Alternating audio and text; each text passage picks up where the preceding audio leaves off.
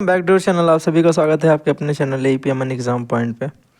तो finally guys आज हम लोग FNS की क्लास करेंगे जो कि माइनर सब्जेक्ट है, और ये आपके BBA BSc और ग्रेजुएशन लेवल जो अंडर ग्रेजुएशन लेवल है उसमें आपको ऐसे रिलेटेड क्वेश्चंस आप पूछे जाते हैं और एक ही पेपर होता है, ठीक है। तो इसमें आप अच्छे मार्क्स अचीव कर सकते हैं और बड़ा ही सिंपल पेपर आएगा। देखो हम लोग क्या करते हैं इसमें, देखो कुछ अरेंज नहीं है क्योंकि आपको सिर्फ पढ़ना है और इतना ज़्यादा इसमें डिटेल्ड नहीं आपसे कुछ पूछा जाएगा। तो आपको यहाँ पे सिर्फ अरेंजमेंट अपने हिसाब से समझिएगा, हम लोग सिर्फ पढ़ाई पे ध्यान देंगे, ठीक है।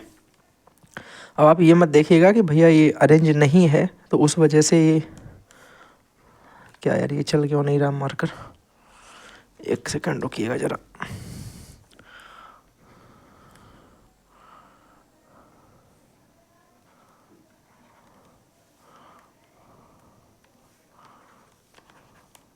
अच्छा सॉरी वाइट कलर चूज कर रखा है यार, वो चल रहा है। देखो नंबर 1 पर हम बात करेंगे आयोडीन। हम सबसे पहले इसमें वो पढ़ेंगे कि कौन कौन से ऐसे टर्म्स हैं, किन किन सोर्स से वो हम पा सकते हैं। ये इसमें क्वेश्चन आपसे पूछा जाता है।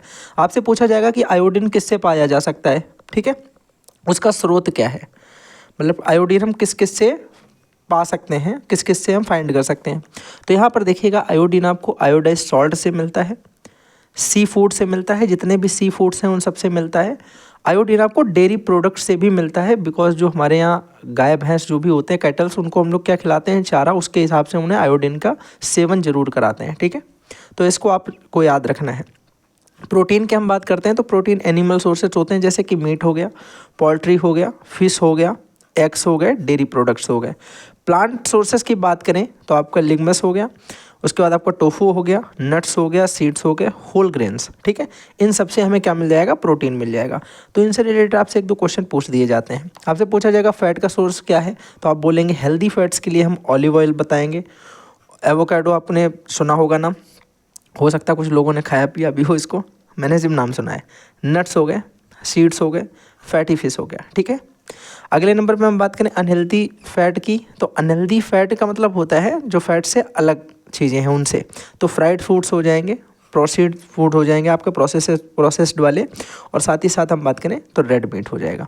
तो ये सारे सोर्सेस हैं जो आपको डायरेक्ट एक बार देख लेने हैं एक नज़र में, और इनसे रिलेटेड कोई ऐसा कंटेंट आपसे नहीं पूछा जाएगा जो एकदम से अलग हो, क्योंकि आपका माइनर सब्जेक्ट का मतलब ये एक ऐसा सब्जेक्ट उसमें जुड़ा हुआ है जिसको आपको हल्का हल्का सा पढ़ना है।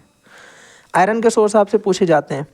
आयरन के लिए एनिमल में आपको रेड मीट, पोल्ट्री और फिश एग से याद रखना है। और प्लांट सोर्स में आप देखेंगे तो लेंटिल्स हो गया, स्पिनैक हो गया, और आपका यहाँ पे फोर्टिफीड हो गया, और आपका ये सीरियल्स हो गया, और टोफू हो गया।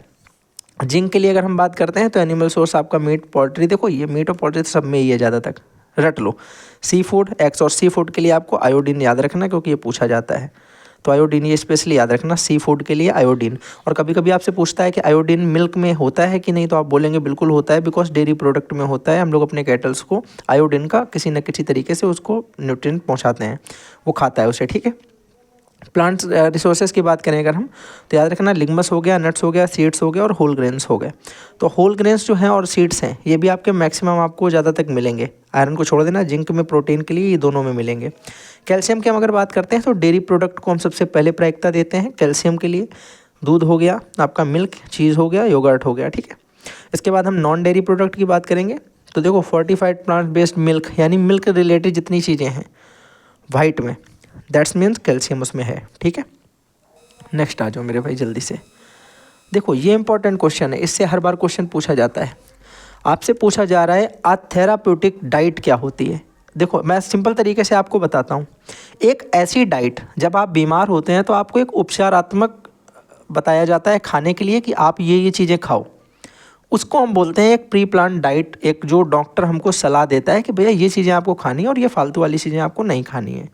तो एक अनहेल्दी पर्सन को जो एक डाइट दी जाती है, एक स्वस्थ पर्सन नहीं है, अनहेल्दी है, वो किसी तरीके से डिजीज़ में, उसको कोई डिजीज़ लगी है, इस वजह से उसको बोला जा रहा है कि भाई आप ये प्लान जो आपको बताया है इसी के अकॉर्डिंग आपको चीज़ें खानी है, और आपको ये नहीं खाना है, पोटैटोस नहीं खाने हैं, फ्राइड चीज़ें नहीं खानी है, एक्स्ट्रा चिली नहीं लेना है, स्पाइसी चीज़ें नहीं खानी हैं।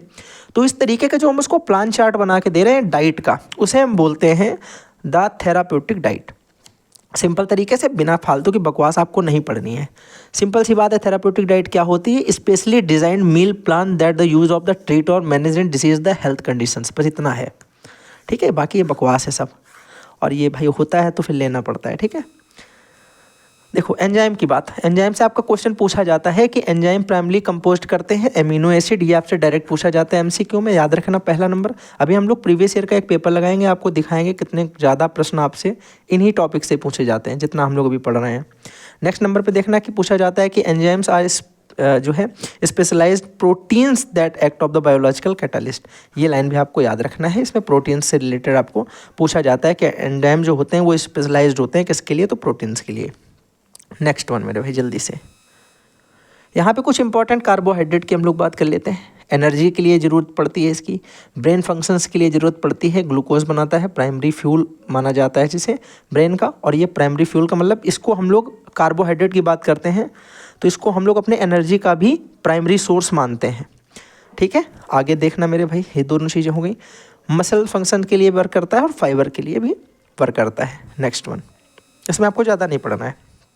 मोनोसैकेराइड हो गए, मोनोसैकेराइड, डाइसैकेराइड, उसके बाद ओलिगोसैकेराइड और पॉलीसैकेराइड। अब देखना यहाँ पे आपसे क्वेश्चन क्या पूछा जाता है, मैं आपको बताता हूँ बिल्कुल सरल तरीके से। मोनोसैकेराइड किस टाइप का सैकेराइड होता है, बोलेंगे सिंपलेस्ट फॉर्म होती है, और पॉलीसैकेराइड किस टाइप की फॉर्म होती है, कॉम्प्लेक्स कार्बोहाइड्रेट की फॉर्म होती है। ये दो क्वेश्चन बनते हैं और पूछे गए हैं प्रीवियस ईयर में, इसलिए मैं इन चीज़ों को हाईलाइट कर देता हूँ। इन चीज़ों को आपको ज़्यादा ध्यान से देखना है, ये दो लाइनें। बाकी क्या देखना, आप देखना मोनो जो होता है ये एक इतना छोटा सैकेराइड है, इसको हम उससे ज़्यादा स्मॉल पार्ट्स में नहीं ब्रेक कर सकते। ऐसा सैकेराइड या ऐसा मेरे भाई कार्बोहाइड्रेट का स्मॉलेस्ट एक क्रिस्टल जिसे हम उससे ज़्यादा मॉलिक्यूल्स में डिवाइड ना कर सकें उसे हम बोलते हैं मोनोसैकेराइड। पूछा क्या जाता है क्वेश्चन, ध्यान से सुनना, आपसे पूछेगा which one is monosaccharide, option दे देगा ग्लूकोज है कि फ्रक्टोज है कि ग्लैक्टोज है, या फिर कुछ और ऑप्शन में दे देगा, जैसे नीचे से डाल देगा सुक्रोज, लैक्टोज, माल्टोज। तो वहाँ पे आपको बताना होगा कि मोनोसैकेराइड्स तो ये वाले हैं। ठीक है मेरे भाई, और डाइसैकेराइड की अगर हम बात करते हैं तो इसमें हमारा माल्टोज आ जाता है, सुक्रोज आ जाता है, लैक्टोज आ जाता है, OSE वाले लास्ट में, उसमें भी है इसमें भी है, फंस जाओगे, कोई इसमें ऐसा आप ढूंढ नहीं पाओगे।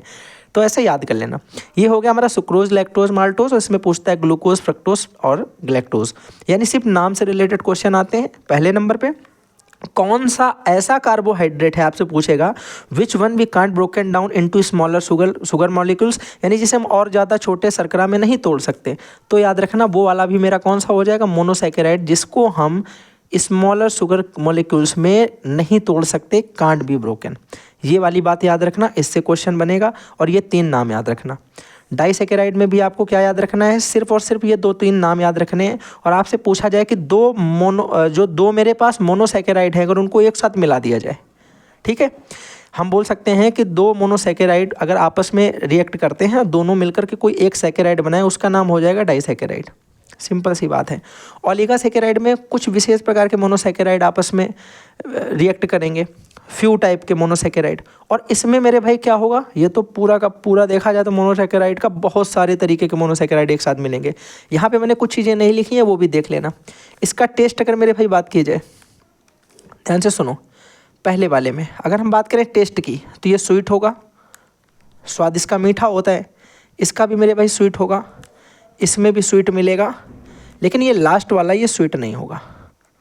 ठीक है, ये थोड़ा स्वीट और साल्टी टाइप का नहीं है, ये वाले हैं। ठीक है, ये बात याद रखना। पूछ सकता है आपसे टेस्ट कैसा होता है, डाइसैकेराइड का टेस्ट कैसा है, स्वीट है, श्योर है, ऐसे कुछ एग्जांपल दे देगा, आपको बताना है कि स्वीट है। ऊपर के 3 स्वीट है, लास्ट वाला हरामखोर है, ये स्वीट नहीं है। ठीक है, अब देख लो, इसमें याद रखना पॉलीसैकेराइड से रिलेटेड आपको मैंने जो बता दिया उस बात को भी आपको याद रखना है। इसमें एग्जाम्पल एक बार देख लेना मेरे भाई। ओलिगोसैकेराइड में आपको देख लेना है कि दे फाउंड इन बीन्स, लेक्टिल्स और सम वेजिटेबल्स। तो ये दोनों नाम याद रखना, बीन्स और लेक्टिल्स मेरे भाई क्या मिलता है, ओलिगोसैकेराइड मिलता है। जबकि एग्जांपल में याद रखना पॉलीसैकेराइड के कि जो स्टार्च होता है वो पॉलीसैकेराइड है, जो ग्लाइकोजन है वो पॉलीसैकेराइड है, जो सेलुलोज है वो जो है पॉलीसैकेराइड है। बहुत इंपॉर्टेंट है, सेलुलोज पूछा जाता है। ठीक है, कितना याद रखना, समझ गए। मोनोसैकेराइड क्या है, सबसे सिंपल फॉर्म इसकी होती है, ये सिंपलेस्ट फॉर्म है, और मेरे भाई ये वाला कॉम्प्लेक्स फॉर्म है। एक बात तो ये याद रखनी है। दूसरे नंबर पे इसको जैसे और ब्रेक नहीं किया जा सकता है स्मॉलर पार्ट में, स्मॉलर शुगर मॉलिक्यूल्स में, तो वो कौन सा है, मोनोसैकेराइड। उसके बाद उसके कितने मतलब कौन कौन से हैं, तो ग्लूकोज है, फ्रक्टोज है और ग्लैक्टोज है, ये 3 मोनोसैकेराइड हैं। डाइसैकेराइड में मेरे भाई सुक्रोज है, लैक्टोज है, माल्टोज है, ये 2 मोनोसैकेराइड के मिलने से बनता है। ठीक है, अच्छी तरीके से बात समझ में आ गई? कितना कितना पढ़ना है सिर्फ वो देखो, पूरी बकवास नहीं आपको पढ़नी है, मैं फिर से ये बता रहा हूँ, क्योंकि पूरी बकवास आप क्या ही करोगे यार पढ़ के इतना। मेनली इसके दो ही पार्ट होते हैं कार्बोहाइड्रेट के। हम लोगों ने जो पार्ट पढ़े हैं वो कुछ स्पेसिफिक और अलग से पार्ट हैं। मेनली दो पार्ट हैं, एक तो सिंपल कार्बोहाइड्रेट और दूसरे मेरे भाई कॉम्प्लेक्स कार्बोहाइड्रेट, जो मैंने अभी आपको दोनों बताए। सिंपल वाला मोनो में आएगा और जो कॉम्प्लेक्स वाला है वो लास्ट वाले में आएगा, पॉलीसेकेराइड में। ये दोनों बातें आपको याद रखनी है। आपसे पूछेगा कि कॉम्प्लेक्स कार्बोहाइड्रेट कौन सा है, मैंने बताया आपको स्टार्च। तो देखो यहाँ पे याद रखना, they are often to prefer in starch of fibres, starch का नाम याद रखना। और सिंपल में ग्लूकोज, फ्रक्टोज और सुक्रोज का नाम याद रखना, बस। अब पूछे कि सिंपल कार्बोहाइड्रेट होते कौन से हैं, हम बोलेंगे भाई यार हमने कुछ खाया, वो एकदम क्विकली डाइजेस्ट हो गया, जल्दी से रैपिडली, कुछ भी ज़्यादा समय नहीं लगा, आराम से मेरा पाचन क्रिया बढ़िया हुई, एकदम पच गया, खाते ही वो डाइजेस्ट हो गया जाके। वहाँ पे हम क्या बोलेंगे, हम बोलेंगे वो सिंपल कार्बोहाइड्रेट थे। कॉम्प्लेक्स कार्बोहाइड्रेट वो होते हैं जो बड़ा टाइम लेते हैं, धीरे धीरे धीरे धीरे वो डाइजेस्ट होते हैं। फिर आपके पास एनर्जी को सब्सटेंस कैसे करेंगे, धीरे धीरे। भाई अगर कोई चीज़ तुरंत खाई तुरंत डाइजेस्ट हो गई, तुरंत एनर्जी हमें मिलेगी। कुछ चीज़ें ऐसे धीमे धीमे डाइजेस्ट होंगी, तो उनका डाइजेस्ट जितनी देर में होगी उतनी देर में एनर्जी भी हमें प्रोवाइड कराएंगी। तो ये सस्टेंस सोर्स ऑफ एनर्जी जो है ये कैसे हैं, थोड़े से स्लो हैं। और मेरे भाई ये कैसे हैं, ये बड़े ही रैपिड टाइप के हैं, फास्ट टाइप के हैं। दो चीज़ें याद रख लेना, बस ख़त्म, इससे ज़्यादा कुछ भी नहीं इसमें पढ़ना है, इन सब को छोड़ो। अब पेपर में इसी से आएगा, परेशान मत हो मेरे भाई। देखो एनवायरमेंटल हाइजीन की बात अगर हम बात करें तो हाइजीन सबसे पहले देखो हम यहाँ पे बात करेंगे हाइजीन। हाइजीन का मतलब है क्लीनलीनेस, साफ सफाई से रिलेटेड है ये। हमारे सराउंडिंग की साफ सफाई होनी चाहिए और हमारी पर्सनल साफ सफाई होनी चाहिए। तो जब हम अपने पर्सनल साफ सफाई की बात करेंगे, मतलब मैं बिना हाथ धोए खाना नहीं खाता हूँ, कोई मुझे टच करता है मैं तुरंत जाके धो लेता हूँ, इस तरीके के जो चूतिया लोग होते हैं, मतलब जो ज़्यादा हाइजीनिक होते हैं, मैं ये बोलना चाहता हूँ, चूतिया क्यों बोलूँ, मतलब इतना ज़्यादा हाइजीनिक है कि अगर आपने उनकी बोतल छू ली तो वो बोतल से पानी ना पिए, वो थोड़े से अलग टाइप के हैं। वो होते हैं मेरे भाई पर्सनल हाइजीन। और एनवायरमेंटल हाइजीन कौन से होते हैं, जो अपने आसपास को साफ सफाई में बड़ा ध्यान देते हैं कि ऑफिस एकदम साफ रहना चाहिए, घर के कमरे में धूल नहीं बैठनी चाहिए, पंखा मेरा एकदम चकाचक होना चाहिए। इस टाइप के लोग जो हैं वो एनवायरमेंटल हाइजीन के अंतर्गत आएंगे। तो एनवायरमेंटल हाइजीन से आप समझ जाओगे कि एनवायरमेंट से रिलेटेड हाइजीनिक प्रॉब्लम्स, और मेरे भाई पर्सनल हाइजीन से आप समझ जाओगे कि जो पर्सनल हाइजीनिक प्रॉब्लम्स होती हैं, यानी इंसान खुद को लेकर, अपनी बॉडी को लेकर बड़ा प्रेफर रहता है, अपनी बॉडी को उसमें रेफरेंस ज़्यादा देता है, तो वो सारे हो जाएंगे। ठीक, washing hand, brushing teeth, cutting nails, regular taking bath वगैरह। अभी सर्दी आ रही, सबका हाइजीनिक खत्म ही होने वाला है। चलो नेक्स्ट मेरे भाई देख लेते हैं माल न्यूट्रिशन के बारे में। अच्छा, माल न्यूट्रिशन का मतलब क्या है यहाँ पे, किसी चीज़ की डिफिशियंसी हो जाना, मतलब बोलते हैं हिंदी में कुपोषण, नहीं बोलते हैं एकदम कि बड़े यार कुपोषित टाइप के हो, कुपोषण, इसका संबंध है कुपोषण से। कुपोषण का मतलब होता है जब आपके खाने में पूरी तरीके से न्यूट्रिशन जितने चाहिए उतने आपको नहीं मिल पा रहे हैं। और जब भी हम बोलेंगे डिफिशियंसी ऑफ न्यूट्रिएंट्स, आप समझ जाओगे कि यहाँ पे माल न्यूट्रिशन की बात हो रही है। यहाँ पे माल न्यूट्रिशन की बात हो रही है, और malnutrition can be cause many serious disease such as, यहाँ पे क्वाशियोकोर याद रखना, this is a important disease. और मैं इसके बारे में अभी आपको दिखाऊंगा कि MCQ में इससे रिलेटेड क्वेश्चन आया है, बहुत ज़्यादा ध्यान से सुनना। ये कॉज होता है प्रोटीन की डिफिशियंसी की वजह से, याद रखना। पूछेगा कि क्वाशियोकोर डिजीज़ कॉज्ड बाई, बोलोगे डिफिशियंसी ऑफ प्रोटीन, डिफिशियंसी भी वो लिख के देगा, तुम्हें सिर्फ प्रोटीन बताना है। वहाँ बोलेगा प्रोटीन, विटामिन, मिनरल्स और वगैरह वगैरह, तो आपको प्रोटीन लगा देना है। उसके बाद मेरे भाई मरासमस की बात की जाए तो disease cause by deficiency of both calories और प्रोटीन। अगर कैलोरी और प्रोटीन दोनों की कमी है तो मरासमस होने का चांस, और अगर केवल प्रोटीन की डिफिशियंसी है तो क्वाशियोकोर होने का चांस। याद रखोगे बेहतरीन तरीके से। बैलेंस्ड डाइट की अगर हम बात करें तो यहीं छोटी सी एक डेफिनेशन देख लो कि बैलेंस्ड डाइट एक तरीके की is essential for good health. यानी बैलेंस्ड डाइट का मतलब है जिस डाइट में प्रोटीन, कैलोरी, क्या बोलते हैं आपका विटामिन और जितने तरीके के हमारे ये न्यूट्रिएंट्स होते हैं वो सब कुछ एक इक्वल बैलेंस्ड होने चाहिए, मतलब ना कुछ ज़्यादा ना कुछ कम। It's called balanced diet. ज़रूरत अगर थोड़ी सी मैं देख लेता हूँ, ऐसे इतनी ज़्यादा आप ये नॉर्मल चीज़ें तो समझ ही जाओगे यार। बैलेंस डाइट क्या हो गया मेरे भाई, अब balance diet is one that contains all the essential nutrients, जितने हमारे लिए आवश्यक पोषक तत्व होते हैं इन द राइट अमाउंट, और सही उचित मात्रा में, ऐसा नहीं कुछ ज़्यादा या कम, उसे हम बोलते हैं बैलेंस डाइट। शुड इंक्लूड, जिसमें हम लोग ग्रेन्स लेते हैं, अपने राइस ले लिया, व्हीट ले लिया, मेज़ ले लिया, मूंग, चना, दाल, मसूर, मतलब ये एक तरीके से वही देख लो भाई, ग्रेन्स हो गए, पल्सेस हो गए, फ्रूट्स हो गए, vegetables, milk and milk product, dairy products जो है, मीट, फिश, एग वगैरह, ऑयल एंड फैट्स वगैरह। तो ये सारे आप एक बार देख लो, इसमें इतना कुछ पूछेगा नहीं। यहाँ पर ज़रा देखना, हाँ इसमें क्वेश्चन क्या पूछता, मैं आपको एक बात हाँ बता देता हूँ। देखो एक याद रखना, आपसे यहाँ पे पूछता है कि कंप्लीट क्या बोलता है, कंप्लीट डाइट या फूड, ऐसे करके एक क्वेश्चन आता है। और उसमें एग्जाम्पल ऑप्शन में मेरे भाई आपको देता है वेजिटेबल, फ्रूट, मिल्क, और एक कुछ और देता है मीट टाइप का।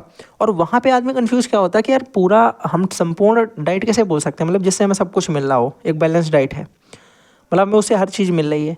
तो आप याद रखेंगे उस समय हम लोग वहाँ पे मिल्क को प्रेफर करते हैं, क्योंकि जो बेबी होता है, वो जो शिशु छोटे पे, वो दूध ही पीता है, उसके अंदर सारे मिनरल्स पहुँचते रहते हैं कैसे भी करके दूध के माध्यम से। तो हो सकता है वो माँ का दूध स्पेशल थोड़ा है, क्योंकि वो जो सारी चीज़ें खा रही हैं उनके मिनरल्स आपके बॉडी में पहुँचेंगे। तो इसी तरीके मिल्क जो है वो भाई हर जानवर कुछ ना कुछ सब कुछ ही खाता है, ठीक है। तो वो किसी का भी मिल्क हो सकता है, जानवरों में भी आप ले सकते हैं, तो उससे आपके सारे पोषक तत्वों की कमी पूरी हो जाएगी।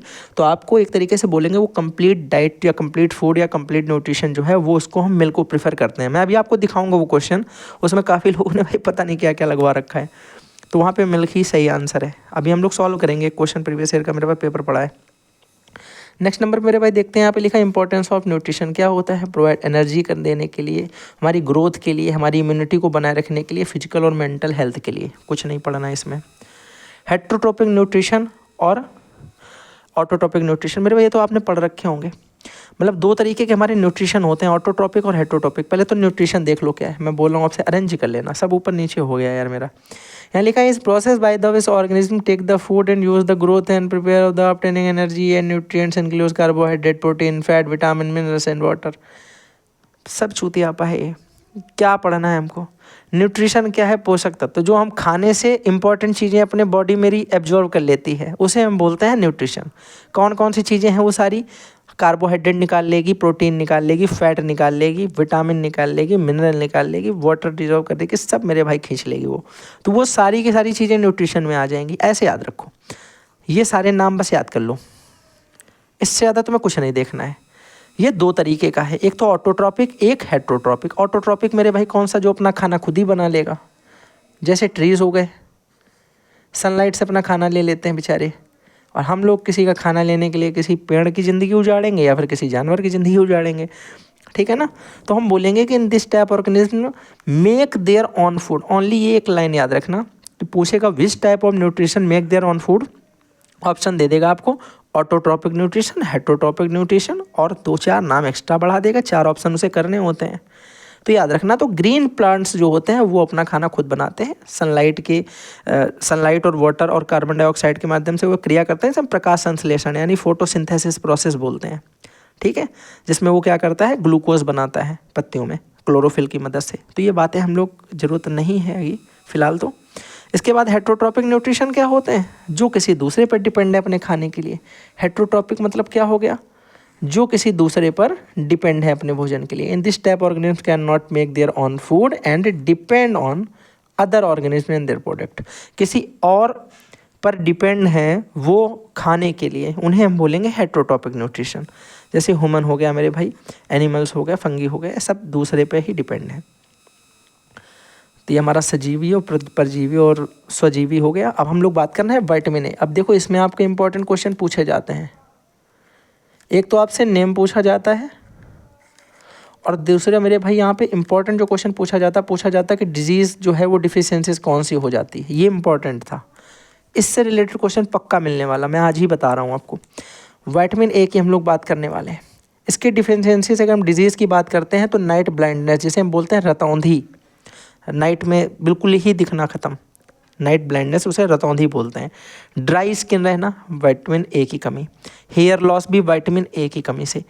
इंक्रीज रिस्क ऑफ इन्फेक्शन जो होता है वो भी विटामिन ए की कमी से होता है। अब इसको पूरा कैसे किया जाएगा, फूड सोर्सेज क्या होते हैं इसे पूरा करने के लिए, आप एग्स खा सकते हैं, आप मिल्क यूज कर सकते हैं, आप स्वीट पोटैटोस, मीठा आलू जो होता है, देख रहे हो भाई क्या ही चीज़ें, ये भी काम आती हैं। हम लोग तो यहाँ छांट के लाते हैं कि मीठा आ जाए तो सब्जी वाले को गरिया दें कि क्या दे गए भाई तुम, इतना मिर्चा डालना है, कड़ू नहीं हो रही है सब्जी।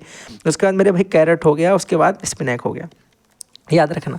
नेक्स्ट नंबर पे बात करते हैं कि हम विटामिन बी, बड़ा ही कॉम्प्लेक्स है मेरे भाई, इसमें बहुत सारे होते हैं विटामिन, और ये विटामिन बी आपको सबसे ज़्यादा आपसे पूछा जाता है। इसमें नियासिन, नियासिन का पेलेग्रा जो होता है ना, एक स्किन डिजीज़ और डाइजेस्टिव सिस्टम गड़बड़ कर देना, नर्वस सिस्टम गड़बड़ कर देना, पेलेग्रा आपसे पूछा जाता है। स्पेशली आपसे पूछा जाता है कि नियासिन जो है उसका किस विटामिन से रिलेशन है, या विटामिन B3 का नेम क्या है, तो नियासिन, इस तरीके का क्वेश्चन बनेगा। आपको याद रखना है विटामिन B2 जिसे हम रिबोफ्लेविन बोलते हैं, विटामिन B1 जिसे हम थायमीन बोलते हैं, विटामिन मेरे भाई B6 जिसको हम पैरिडॉक्सिन बोलते हैं। इंपॉर्टेंट है ये वाला, इसमें आपसे एनीमिया पूछ लिया जाता है कभी कभी। उसके बाद विटामिन B12 में भी मेरे भाई एनीमिया है। और उसके बाद अगर हम बात करें फूड सोर्सेज की इनको पूरा करने के लिए, तो आप याद रखना यहाँ पे ग्रेन्स हो गए मेरे भाई, पल्सेस हो गए, दालें हो गई, मीट हो गया, दूध हो गया और अंडा हो गया, ठीक है। ये सारी चीज़ें इनको पूरा करेंगी, आप इनको एक बार देख लेना। इसमें इंपॉर्टेंट मेरे भाई ये वाला भी हो जाएगा, आपसे बेरी बेरी पूछा जाता है, किसकी वजह से होगा। स्किन में जो क्रैकिंग आ जाती है, लिप्स पे जो क्रैकिंग ये आपसे क्यों बता रहा हूँ मैं, क्योंकि सर्दी आ गई है। दिमाग में क्या आ जाए एग्जामिनर के किसी को नहीं पता, सर्दियों में क्रैकिंग वाली प्रॉब्लम होती है, दे बोरोप्लस लगा के अपना बिल्कुल चमकते रहते हैं, तो आपसे पूछा जा सकता है, याद रखना ये वाला। उसके बाद मेरे भाई हम देखें तो B3 नियासिन, ये मोस्ट इंपॉर्टेंट है, इसे ज़रूर देख लेना है। और उसके बाद ये अगर ना भी चाहो एक बार तो छोड़ दो, वरना एक बार देख लो क्या ही जा रहा है थोड़ा सा देखने में, है कि नहीं। तो इनको मेरे भाई आपको बहुत ज़्यादा ध्यान से समझ लेना है। कोई समस्या किसी को किसी तरीके की? हाँ, इसका B12 का नाम नहीं लिखा है ना शायद, इसको याद रखना। B12 का नाम होता है रिबोफ्लेविन।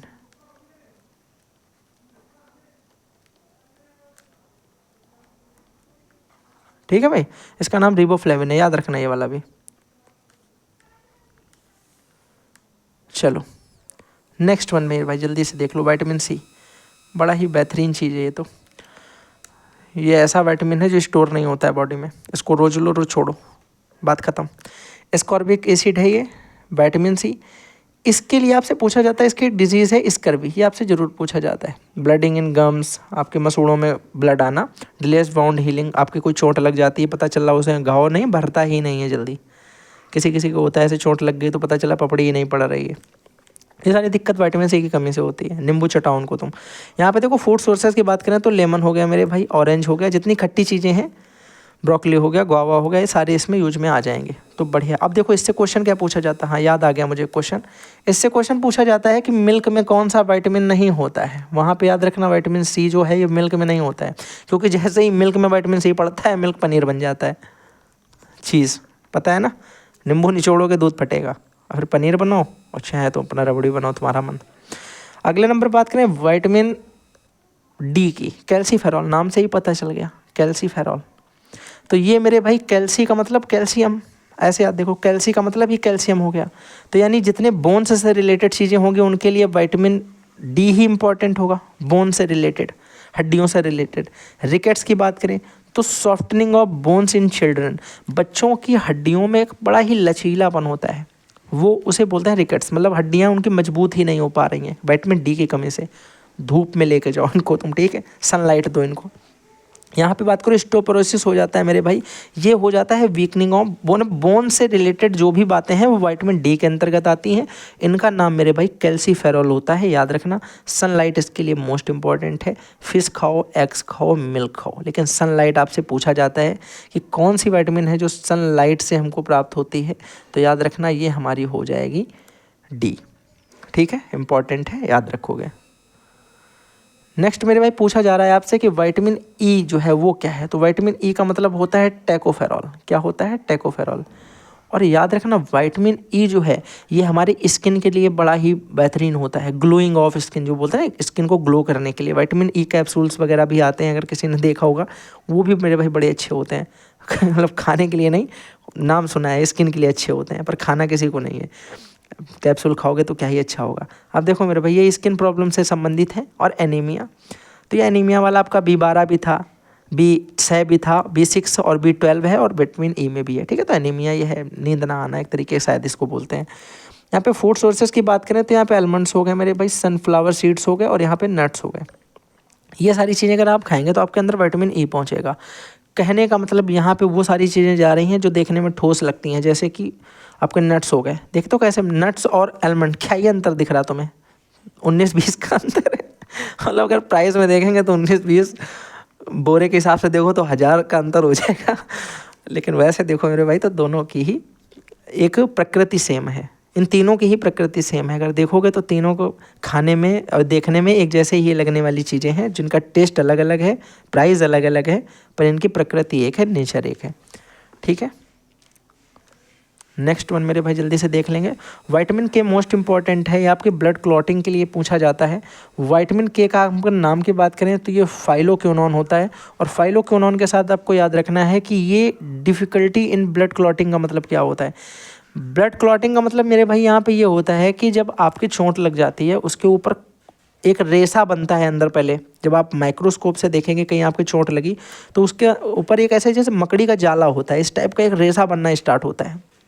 ठीक है, वो जब रेसा बनना स्टार्ट होता है तो उस रेसे बनने के बाद उसको पपड़ी धीमे धीमे वो वाइटनेस एक पपड़ी ऊपर से बना देती है और फिर वो सूख जाता है। तो ये सारी चीज़ें फिर आपके बॉडी में वर्क नहीं सही से प्रॉपरली करती हैं विटामिन के की कमी से। इनके लिए आपको क्या खाना है, ग्रीन लीफी वेजिटेबल्स खानी है, हरी पत्तीदार सब्जियां खानी है। साथ ही साथ आपको सोयाबीन ऑयल का भी यूज़ करना है। ठीक है, तो ये दोनों चीज़ें जब आप यूज़ करते हैं तो आपका क्या होता है मेरे भाई, इससे विटामिन के की कमी को आप पूरा कर सकते हैं।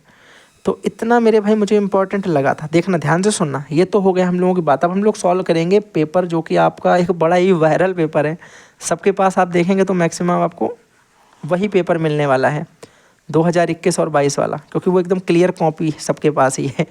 वो वाला पेपर हम लोग भी सॉल्व करने वाले हैं फ़िलहाल तो। और इसमें एक बार देख लेते हैं कि यहाँ से कैसे आता है पेपर। ये आ गया मेरे भैया। ठीक है, अब हम लोग करेंगे इस पेपर का सॉल्यूशन। सॉल्यूशन क्या करेंगे, ख़त्म ही कर देंगे आज इसे एकदम बढ़िया तरीके से। बस ध्यान से ये समझना कि इसे सीखना है आपको, सिर्फ छापना नहीं है। ठीक है, मैं दोनों रखूँगा इसमें। बाइलिंगुअल मैंने इसीलिए लिखा था कि मैं पेपर जो है वो दोनों लोगों के लिए है, हिंदी मीडियम और इंग्लिश मीडियम दोनों को ही यूज में आ जाए। अब यहाँ ध्यान से सुनना, मैं इससे रिलेटेड कुछ बात अगर ज़रूरत पड़ेगी तो बताऊँगा भी। हमेशा नहीं बताऊँगा, हर समय ज्ञान देने की मेरी आदत नहीं, पर हाँ ज़रूरत लगेगी वहाँ बता देंगे। पूछा गया the best source of energy. अब यहाँ पर आदमी नॉर्मल आपसे बोलेगा यार कार्बोहाइड्रेट इसका आंसर है, लगाओ आगे बढ़ जाओ, पर ऐसा नहीं है। कार्बोहाइड्रेट एक बार आया, अब दोबारा में थोड़ी ना पूछेगा। कार्बोहाइड्रेट के 1 ग्राम में आपसे पूछा जाए कितने कैलोरी होती है, तो आप बोलेंगे 4 kg कैलोरी होती है। ये क्वेश्चन आपसे पूछ सकता है। याद रखना कि इससे भी बेस्ट अगर यहाँ पे ऑप्शन में कहीं पर भी मुझे फैट मिल जाता, वसा। ठीक है, तो वसा की अगर हम बात करेंगे मेरे भाई, तो वो याद रखना, वो मेरे भाई 1 ग्राम में 9 kg कैलोरी होती है। मतलब वो इससे भी बेस्ट था। वो होता तो मैं इसे छोड़ देता। ठीक है, तो याद रखना, अगर ये वाला मिलेगा तो फिर इसे छोड़ दोगे। वसा अगर मिल जाता है तो कार्बोहाइड्रेट को टाटा बाय बाय बोल देंगे हम लोग, इसे टिक मार देंगे। अब देखो नेक्स्ट नंबर पे मेरे भाई दूसरा क्वेश्चन क्या है, लिखा है balanced diet is affected by. Balance diet जो है वो किसके द्वारा अफेक्टेड होती है, किसके द्वारा प्रभावित होती है। तो आपके एज के साथ, फिजिकल एक्टिविटी के साथ। हाँ, आप ज़्यादा फिजिकल एक्टिविटी करते हो, ज़्यादा बैलेंस डाइट में थोड़ा सा और कुछ बढ़ाना पड़ेगा। एज भी मैटर करता है, छोटे हो तो ज़्यादा बैलेंस डाइट की ज़रूरत है नहीं। माँ का दूध और वगैरह एक तरल पदार्थ जो होते हैं लिक्विड लो, बस बहुत है इतना। और हेल्थ तो आपकी इशू करती है मेरे भाई, ज़्यादा हेल्थ है तो उस हिसाब से लोगे, कम हेल्थ है तो ज़्यादा लेना पड़ेगा हेल्थ बनाने के लिए। तो ऑल ऑफ है वो, कोई ज़रूरत नहीं इसमें ज़्यादा छेड़छाड़ करने की। तीसरे नंबर देखो पूछा कंप्लीट फूड इज, यहाँ लोग लगा रहे हैं वेजिटेबल, नत लगाओ भाई, मिल्क है। कंप्लीट फूड में मिल्क को मानूंगा, बिकॉज मिल्क जो है वो शिशु के टाइम पे तो कुछ भी नहीं वो खाता है, ना ये ले रहा होता है, ना ये खा रहा होता है, ना दाल, ना फ्रूट, ना फल। तो क्या उसकी कंप्लीट नहीं, उसके अंदर सब कुछ नहीं पहुंच रहा होता। उसका पोषण सबसे अच्छा बोला जाता है कि माँ का दूध जो है वो सबसे बेस्ट होता है बच्चों के लिए, तो इसीलिए बोला जाता है क्योंकि वो कंप्लीट फूड होता है उस अवस्था के लिए। तो मिल्क इसका सही आंसर है। ठीक है, बाकी जो लोग सर्च करना चाहें वो देख सकते हैं कहीं से भी ढूंढ ढांड के। अगला लिखा है कि cause of mall nutrition in India is. Bharat में अगर हम बात करें तो क्या रीज़न है कुपोषण का, सारे ही हैं। आदतें हैं कुछ लोगों की गंदी, अडल्ट्रेशन है, मिलावट तो है ही, और पॉवर्टी, गरीबी तो मेन कारण है मेरे हिसाब से, मैं मानता हूँ इसे अभी फ़िलहाल में। ठीक है, ये सारी चीज़ें भी आपको देखनी है। अगले नंबर पे आपसे क्या पूछा गया है कि फूड सोर्स ऑफ कैल्शियम इस, कैल्शियम का पूछा जा रहा है। ध्यान से सुनो, कैल्शियम के लिए जैसे यहाँ पे पूछा गया है, यहाँ पे भी मैं आपको बताऊंगा। अगर मुझे यहाँ पे मिल्क मिलेगा तो मैं सबको छोड़ के मिल्क लगा दूंगा, लेकिन मिल्क के बाद जो सेकंड नंबर पे ऑप्शन में देखा जाए तो पोटैटो नहीं लेंगे, व्हीट नहीं लेंगे, और आपका यहाँ पे शुगर केन, गन्ना भी नहीं लेंगे। हम यहाँ पे लेंगे क्या, एग ले लेंगे। फिर इसके बाद एग हो जाएगा सेकंड नंबर पे, तो इसके अकॉर्डिंग हमारा एग सही, अदरवाइज मिल्क होता तो हम इसे भी छोड़ देते। तो ये चीज़ें आपको सीखनी है कि ऑप्शन में अगर चेंज हुआ तो हम मिल्क वाले को ज़्यादा प्रेफर करेंगे। नेक्स्ट वन जल्दी से करो। आपसे पूछ रहा है कि vitamin useful for clotting the blood is, कौन सा विटामिन क्लॉटिंग के लिए यूज होता है। मैंने क्या बोला था, विटामिन के। ये हमारा धक्का लगाता है किसके ऊपर, जो हमारी चोट वगैरह लगती है उसके ऊपर थक्का बनाने का काम करता है। ठीक है, बाद में याद रखना विटामिन के का संबंध हमारा किससे होता है, बोन्स से संबंधित कोई चीज़ दी जाती है उसके लिए। विटामिन सी का संबंध मेरा स्कर्वी से होता है, स्कर्वी। और इसमें मेरे होता क्या है, जो हमारे गम्स होते हैं उनसे ब्लड वगैरह की दिक्कत होती है, यानी मसूड़ों से खून आना। ठीक है, और मेरे भाई विटामिन बी आप लोगों को बताना है। विटामिन बी में आपको इंपॉर्टेंट कौन सा याद रखना है, B3 के लिए मैंने आपको बताया था नियासिन, और इसका यूज क्या हो रहा है मेरे भाई, पेलेग्रा के लिए। पेलेग्रा नाम का एक डिजीज़ हो रही है जो नियासिन की कमी से होती है। नियासिन मतलब B3, याद रखना इंपॉर्टेंट है। चलो नेक्स्ट वन मेरे भाई, पूछ रहा है आपसे कि थेराप्यूटिक डाइट क्या है। मैंने आपको बताया था, ऐसी डाइट जो बीमार लोगों को दी जाती है, हर किसी के लिए नहीं होती है। डाइट गिवन टू द सिक, मैंने आपको बताया थेराप्यूटिक डाइट स्टार्ट में, देखो याद करो, उस क्लास से ही सारे क्वेश्चन हो जाएंगे मैक्सिमम, देख लेना भाई। नेक्स्ट नंबर पे आपसे पूछ रहा है कि deficiency of vitamin A causes, vitamin A के कारण कौन सी दिक्कत हो जाएगी। मैंने कहा एक रतौंधी नाम की चीज़ अभी मैंने आपको बताई थी, नाइट ब्लाइंडनेस, विटामिन ए की वजह से हो रही थी।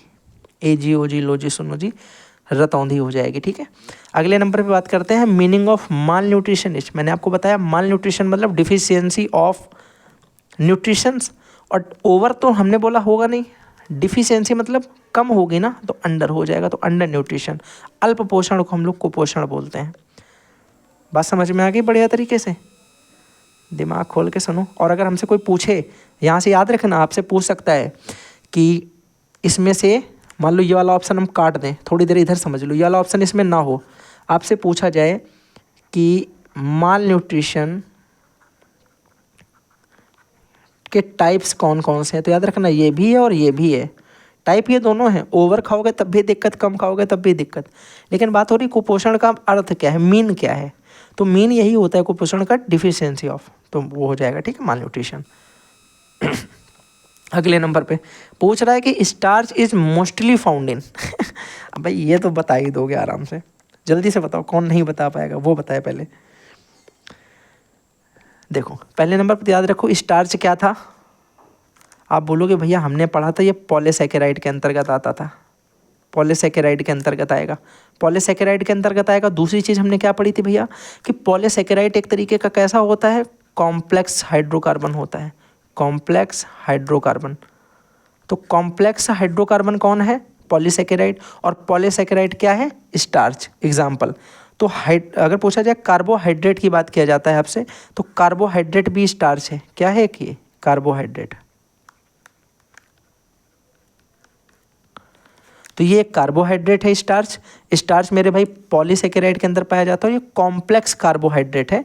ठीक है, अरे यार हाइड्रोकार्बन लिख दिया मैंने, कार्बोहाइड्रेट करो इसे, सॉरी, कार्बोहाइड्रेट। तो पूछा जाए आपसे कि स्टार्च क्या है, बोलोगे पॉलीसैकेराइड है। सबसे पहले ये सारी चीज़ें याद रखो। अब इसमें हम लोग बात करते हैं, मेरे भाई एक बात बताओ, स्टार्च मतलब हमारा जो राइस में पाया जाएगा, व्हीट में पाया जाता था, तो ये राइस इसका सही ऑप्शन है, बाकी स्नैक, कैबेज और मिल्क गलत हो जाएंगे। तो चावल में पाया जाता है स्टार्च, तो ये मेरा आंसर हो जाएगा। ये मैंने आपको पढ़ाई है ऊपर चीज़ें, सारी चीज़ें पढ़ाई, जितने क्वेश्चन भाई इसमें आए हर चीज़ आपको मिलेगी उसमें। पूछ रहा which nutrition had body building functions, इसमें कौन सा न्यूट्रिशन आपके बॉडी बिल्डिंग फंक्शन यानी आपके निर्माणात्मक कार्य को करता है, बॉडी को बिल्डिंग के काम में करता है। ठीक है, मतलब हम बोल सकते हैं एक तरीके से कि ये प्रोटीन ही है, प्रोटीन ही इसका सबसे सही आंसर हो जाएगा। ठीक है, बाकी सारे करेंगे पर प्रोटीन ही करेगा मेन काम इसका बॉडी बिल्डिंग का। तभी आपको पता है जब बॉडी बिल्डर्स, याद रखो बॉडी बिल्डर जाते हैं तो उनको प्रोटीन क्रेटीन वगैरह खिलाई जाती है।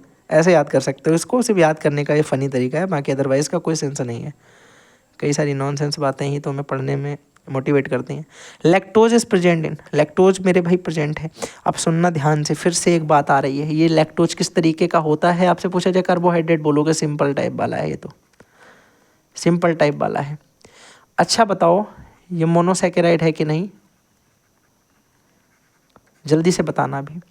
अब बताओ इसमें से कौन सा ऑप्शन इसके लिए सही। लैक्टोज इज प्रेजेंट इन, किस में होता है लैक्टोज, आप बोलोगे लैक्टोज मेरे भाई मिल्क में, मिल्क में लैक्टोज होता है। याद रखो लैक्ट शब्द कहीं भी मिलेगा मिल्क से रिलेट कर दोगे आके मेरे भाई, तुम कुछ ना देखना इसमें। लैक्टोमीटर से क्या नापा जाएगा, मिल्क की शुद्धता, the purity of milk, lactometer, ठीक है। लैक्टोज किस में है, मिल्क में, बस खत्म बात, कुछ नहीं इससे ज़्यादा करना है हमें। 1 ग्राम fat gives us how many calories, यहाँ पे देखो 1 ग्राम फैट की बात कही जा रही है। मैंने आपको बताया कि फैट सबसे ज़्यादा देता है मेरे भाई 9 kg कैलोरी देता है ये, ठीक है। ये 1 ग्राम फैट की बात हो रही है। अगर हमसे पूछा जाता 4 के लिए तो मैं बोलता ये मेरा कौन देता है, बोलोगे दिस इज कार्बोहाइड्रेट। पहला ही क्वेश्चन हम लोगों ने ये किया था, उसमें 4 ग्राम रहती है, ठीक है। आगे देख लेते हैं मेरे भाई, लिखा है meal planning is important for, आहार नियोजन महत्वपूर्ण है, किसके लिए इंपॉर्टेंट होता है ये, क्या ये क्वालिटी ऑफ फूड के लिए है, मेन्यू चेंजेस के लिए है, या फिर अवेलेबिलिटी ऑफ न्यूट्रिएंट्स के लिए है, या किसके लिए है, जल्दी से बोलो। आप बोलोगे भैया देखा जाती है सभी के लिए इंपॉर्टेंट है, ऑल ऑफ वो, ठीक है। सोर्स ऑफ आयोडीन इज, मैंने स्टार्टिंग में ही बताया, एक तो आयोडीन, आयोडीन क्या आता है, नमक, NaCl होता है आयोडीन में मेरे भाई, NaCl मतलब नमक हो गया, इसमें आयोडीन है तो साल्ट इसका सही आंसर हो जाएगा, बाकी सबको छोड़ दो, कोई ज़रूरत नहीं है, ठीक है। हाँ अगर यहाँ पे नमक ना होता, मैं आपसे बता दूँ, अगर नमक ना होता तो मैं मिल्क इसमें लगा देता फिर, ठीक है। और रुक जाओ जरा, मिल्क में भी होता है, होता तो यार मिल्क में भी है, ऑल ऑफ अबव, लेकिन साल्ट में तो मैं सीधा सीधा दिखाई पड़ेगा आयोडीन ना, साल्ट में तो सीधा सीधा मिल जाएगा, तो उसी में लगा दो सबसे बेस्ट। लिखा function of iron in body is to, iron का काम क्या होता है बॉडी के अंदर, यार बॉडी के अंदर आयरन जो होता है RBC बनाता है, RBC मतलब क्या होता है, रेड ब्लड सेल्स बनाता है, तो ऑप्शन एकदम सही हो गया।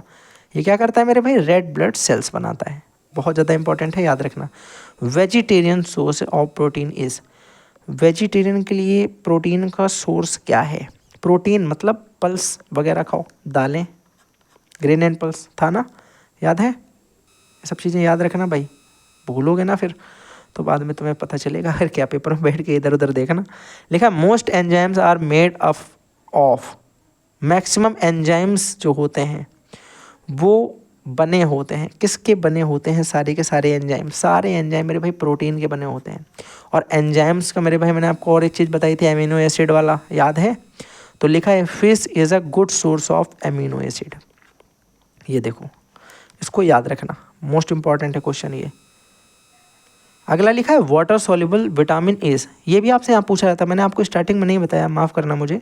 यहाँ पर मेरे भाई हम देखें तो विटामिन A हो गया, B हो गया, C D E K, यही तो देखा मैंने। फिर मैंने कहा एक बात समझ लो इसे, कि अगर हम इस तरीके से इसको एक साथ पढ़ें इस तरीके से, तो हम इसे पढ़ेंगे कीड़ा और इसे पढ़ेंगे BC, ठीक है। तो ये देखो जो कीड़ा है मेरे भाई, इसको अगर हम देखेंगे तो ये कीड़ा मेरा जो है ये फैट में सॉल्युबल होता है, वसा में, और ये मेरे वाटर वाले होते हैं। तो यहाँ पे हमें विटामिन B मिल रहा है जो कि वाटर में सॉल्युबल है। इसको हम ऐसे याद रखते हैं कि गई भैंस पानी में, गई भैंस पानी में, तो याद रखना ये भैंस जो है ये वही है B और C बाकी के जितने बचेंगे K E D A ये सारे के सारे फैट यानी वसा में सॉल्युबल होंगे, ऐसे याद कर सकते हो, कोई दिक्कत नहीं इसमें। अगला मेरे भाई क्या लिखा है, ग्रीन वेजिटेबल्स आर, जो ग्रीन वेजिटेबल्स होती हैं वो क्या करती हैं, ये अगर देखा जाए तो इसमें हमारे लिए ये एनर्जी गिविंग फूड तो है ही, ग्रोथ न्यूट्रिशन, लेकिन यहाँ पे ऑल ऑफ एवो नहीं दिया है, इसलिए हम इनको ज़्यादा प्रेफर नहीं कर सकते हैं। ये हमारे लिए प्रोटेक्टिव फूड होते हैं, रक्षात्मक भोज्य पदार्थ, ठीक है। वैसे ये भी सही है लेकिन ऑल ऑफ एवो नहीं है, ये तो पहला वाला बिल्कुल सही है, प्रोटेक्टिव फूड है, तो इसलिए वो हम प्रेफर करेंगे, इनको छोड़ देंगे।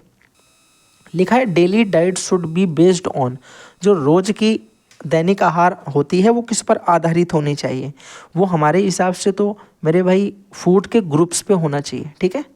फूड का ग्रुप्स किस तरीके का भोज्य समूह आप रोज यूज करते हैं उस पर डिपेंड होना चाहिए रोज का। हम बात करें अगर यहाँ पे क्या लिखा है मेरे भाई, ये लिखा है कि cereal are good source of, अनाज एक अच्छा स्रोत है किस चीज़ के लिए, ज़रा बताओगे? इसका मेरे भाई आंसर एक बार जल्दी बता दो। इसका आंसर मुझे इंपॉर्टेंट लग रहा है, आपको बताना पड़ेगा। मेरे हिसाब से अगर इसका देखा जाए तो कार्बोहाइड्रेट, वसा का, खनिज लवण, हाँ मिनरल्स हो जाएगा, minerals is right for it, minerals मान लेते हैं इसका। सैचुरेटेड फैटी एसिड, अगर पूछा जाए आपसे संतृप्त वसी अम्ल कौन कौन से होते हैं तो आप क्या बोलोगे? यहाँ पे देखो पाल्मिटिक एसिड होता है, स्ट्रिक एसिड होता है, ब्यूटरिक एसिड होता है, ऑल ऑफ अबव, ये सारे के सारे ही मेरे भाई जो हैं सैचुरेटेड फैटी एसिड हैं। यानी इन सब के बीच में जो बॉन्ड है वो कौन सा लगेगा? आप बोलोगे कार्बन एंड कार्बन के बिटवीन में सिंगल बॉन्ड लगेगा। कैसा बॉन्ड लगेगा? सिंगल बॉन्ड लगेगा, याद रखिएगा। लिखा है which is not a vitamin, कौन सा एक विटामिन नहीं है? थायमीन विटामिन होता है, नियासिन विटामिन होता है, रेबोफ्लोविन विटामिन होता है, ये विटामिन 12 है, नियासिन विटामिन 3 है, थायमीन मेरे भाई विटामिन 1 है, लेकिन सोडियम तो मेरे भाई ये तो मेटल हो गया, ये तो एक मेटल है ना, तो ये इसका एकदम सही आंसर हो जाएगा क्योंकि दिस इज़ अ मेटल। कोई दिक्कत? बोलोगे नहीं है भैया, दिक्कत यार होनी भी नहीं चाहिए भाई, मैं बड़ा आराम से बताता हूँ, कोई इसमें ऐसा मत सोचो कि कोई तुम्हें कुछ पढ़ा रहा है मौज हो रही है, ठीक है, पेपर में फंसेगा इतना गारंटी मैं दे रहा हूँ। अगले नंबर पे आपसे पूछ रहा है डिफिशियंसी ऑफ हाइड्रोकार्बन कार्बोहाइड्रेट, यार ये उल्टा हो रहा हमसे। Deficiency of carbohydrates can cause, अगर आपके अंदर कार्बोहाइड्रेट की कमी होती है तो आपके क्या होगा? भाई कमजोरी आएगी, वीकनेस, सिंपल सी बात है यार, कमजोरी आएगी, ख़त्म बात। आपसे पूछ रहा है टेकोफेरॉलिस, टेकोफेरॉल जो होता है ये क्या है? टोकोफेरॉल, आप बोलोगे भैया टोकोफेरॉल तो हमने बहुत पहले पढ़ा है कि विटामिन ई नाम की चीज़ को बोलते हैं टोकोफेरॉल, बोलते हैं ना, याद है? याद होना चाहिए, स्किन के लिए इंपॉर्टेंट था, मैंने बहुत चिल्ला चिल्ला के बताया है अभी तुम्हें विटामिन ई के कैप्सूल में।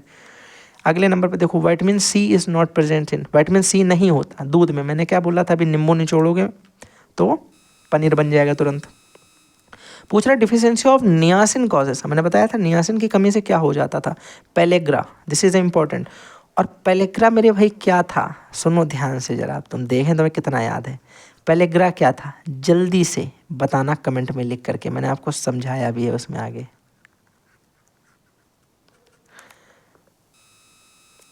पूछ रहा है कार्बोहाइड्रेट इज नेग्लिजिबल इन, कौन से में कार्बोहाइड्रेट नगण्य होता है? मतलब बोल सकते हो कम मात्रा में, है ना। तो आप बोलोगे नगण्य, अगर इसमें मुझसे कार्बोहाइड्रेट की बात करता है तो wheat, potato, eggs and sugar में भैया अगर मेरे अकॉर्डिंग आप इसका आंसर लगाने की कोशिश करते हो तो मैं तो बोलूँगा कि इसे जो है किस में मान लेते हैं यार, एग्स में होता है क्या? जल्दी से बता दो एक बार भैया, मेरे हिसाब से इसमें एग्स में होता है, एग्स में ही होगा कम, बाकी व्हीट, पोटैटो, शुगर वगैरह में तो होता है यार कार्बोहाइड्रेट अच्छा खासा। पूछ रहा है simple sugar sir, simple sugars का मतलब ही है साधारण शर्करा कौन सी हैं?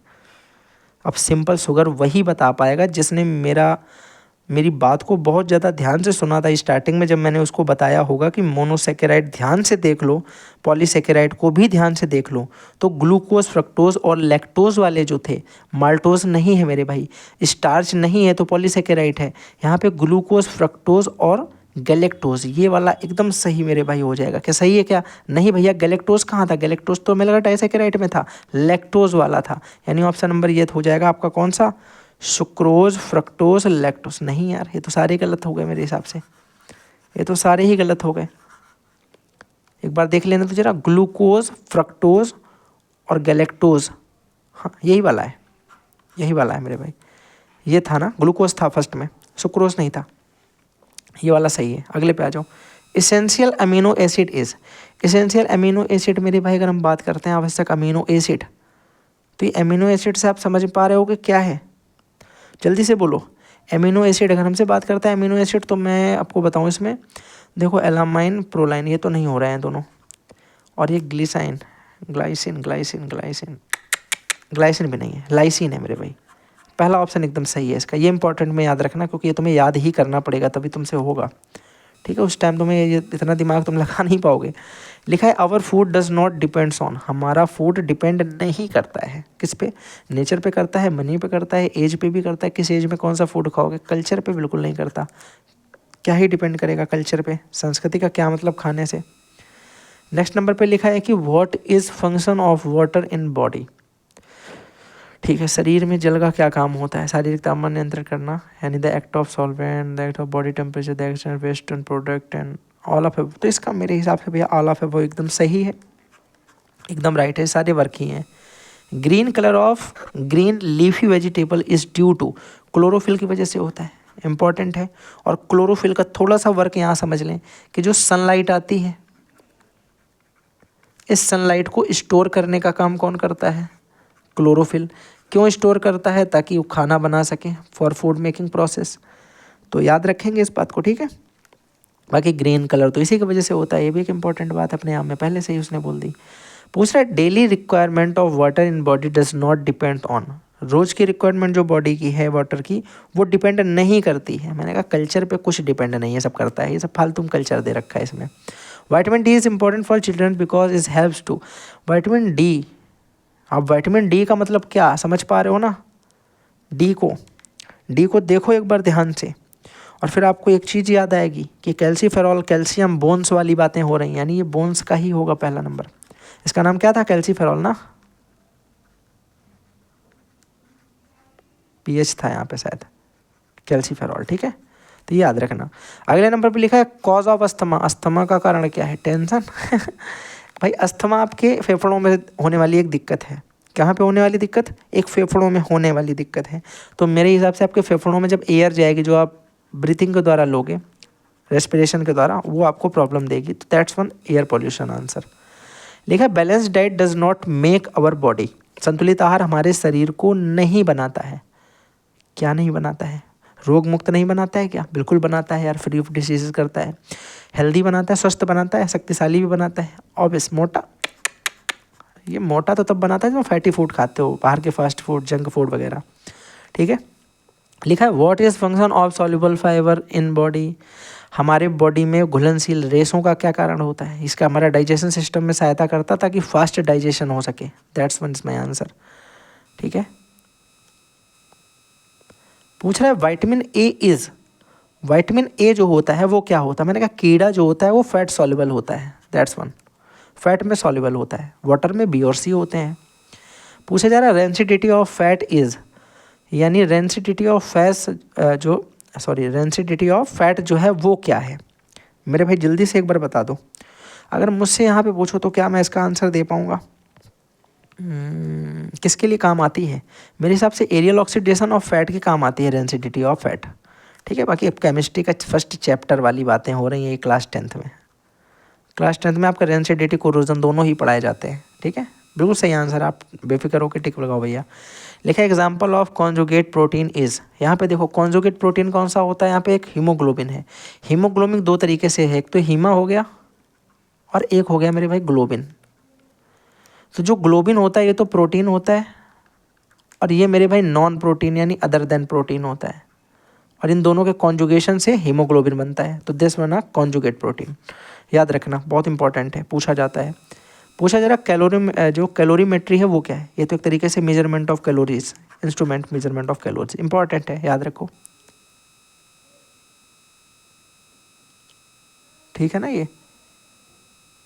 हाँ सही है। देखो इधर आपसे पूछ रहा है what are made by oxidation of fat, what are made by oxidation of fat. एक सेकंड रुकना जरा, मेरा नेट ऑन है क्या यार? नहीं, ठीक है, ऑफ है। पूछ रहा what are made by oxidation of fat, यानी फैट के ऑक्सीडेशन से क्या मिल रहा है? यार एक वो नाम बताओ जो तुमने अभी तक बहुत बार पढ़ा है, और मैं तुमसे बता रहा हूँ वो तुम्हें मिलेगा तो मैक्सिमम चांस है कि वो सही भी होगा। एमिनो एसिड, फिश वाले में भी एमिनो एसिड था, याद है। पूछ रहा है what increase in the condition of fever, जब आपको बुखार होता है उस समय आपका क्या बढ़ता है? उस समय अगर मेरा देखा जाए मेरे भाई तो मेरा तो BMR बढ़ता है। तुम्हारा क्या बढ़ता है भगवान जाने, मेरा BMR बढ़ता है। BMR जानते हो? अच्छा आपसे क्या फुल फॉर्म पूछ सकता है BMR का? जल्दी से बोलो एक बार, इतना बोलो कि हाँ पूछ सकता है, या फिर ये बोल दो कि नहीं हमसे क्यों ही पूछेगा। BMR का फुल फॉर्म जल्दी से बताओ एक बार, क्या होगा यार? मुझे याद नहीं आ रहा भाई भी, पर पूछ सकता है, याद रखना। BMR का फुल फॉर्म मैं एक बार लिख देता हूँ, बाकी आप लोग एक बार मैच कर लेना। बेसल मेटाबॉलिक ऐसा होता है ये, बेसल मेटाबॉलिक रेट, हाँ यही होता है बेसल मेटाबॉलिक रेट। और अगर आपसे पूछा जाए इसमें एक आपसे कौन सा बीएमआई पूछता है, ये इंपॉर्टेंट होता है, ये भी पूछा गया है एक बार, मुझे याद नहीं किस सन में पूछा गया, इसका भी आपको याद रखना है, बॉडी मास इंडेक्स होता है ये, बॉडी मास इंडेक्स। अगर आपका वेट या फिर आपके हाइट से रिलेटेड कोई इशू होता है तो बीएमआई उसमें चेक होता है, और आपका बीएमआर जब चेक होता है जिसे हम बोलते हैं बेस्ड मेटाबॉलिक रेट, ठीक है। तो इन दोनों को भी आपको याद रखना है, बाकियों से कोई मतलब नहीं, दूरी बनाओ इनसे। देखा, what is not a cause of obesity, मोटापे का कारण नहीं है, मोटापे का कारण नहीं है भाई। अधिक खाओगे तो मोटापा होगा, हेरिडिटी होता है वंशानुगत, तो पिताजी बहुत मोटे हैं तो एक वो उनके अंदर थोड़ा सा दिक्कत रही थी ये बच्चों के, जल्दी मतलब उनके बॉडी में लगता है अगर कुछ खाते हैं। एज भी मैटर करती है, छोटे हो पड़े पड़े खा रहे हो फिर वर्क करना पड़ा तो नहीं होगा, बट रिलीजन धर्म से कोई मतलब नहीं। ये नहीं होगा कि तुम पंडित हो ज़्यादा मोटे हो जाओगे, ठीक है, फ्री के कुछ खा खा के दे लगाए पड़े हो एकदम बिल्कुल भागवत वागवत करा दर के केले चढ़े 1 दर्जन खा गए कोई फ़र्क नहीं पड़ने वाला। लेकिन what is also important for body building, body building के लिए आल्सो इम्पोर्टेंट फॉर, मेरे भाई क्या इंपॉर्टेंट है जल्दी से बता दो एक बार यार, इसका कोई बता सकता है, वाटर होगा, एयर लाइट मुझे इतना सूटेबल नहीं, वाटर एकदम सही आंसर हो जाएगा। पूछ रहा what is harmful effect express of the vitamin C is body, अगर कुछ ज़्यादा हो जाती है विटामिन सी मैक्सिमम आपकी बॉडी में पहुंच रहा है, मतलब मैक्स हो गया, देन आपका क्या होगा, दांत कमज़ोर हो जाएंगे, लगा दो।